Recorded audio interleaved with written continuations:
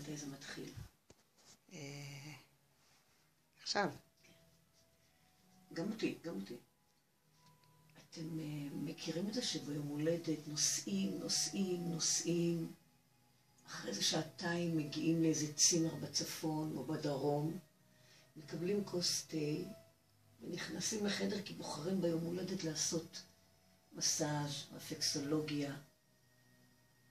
אז זהו, שהיום זה יום הולדת שלי, ואני בחרתי לנסוע 5 דקות, כאן, ממש ליד הבית, בחדר הזה.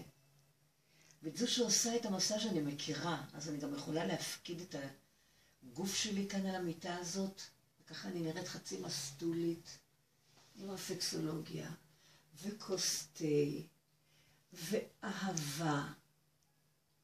ומה צריך יותר מזה ביום הולדת? אז מרים, יום הולדת שלי ואני מברכת אותך. אוהבת אותך. כל כך תודה על המגע המדהים הזה שחודר לתוך הרקמות בגוף, שגורם לי ככה, וואי, מה?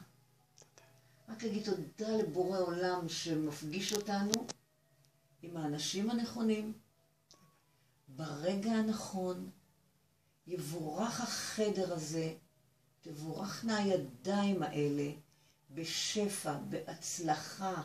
תודה רבה, אני ממש מודה לך. תודה רבה, אוהבת אותך, תודה.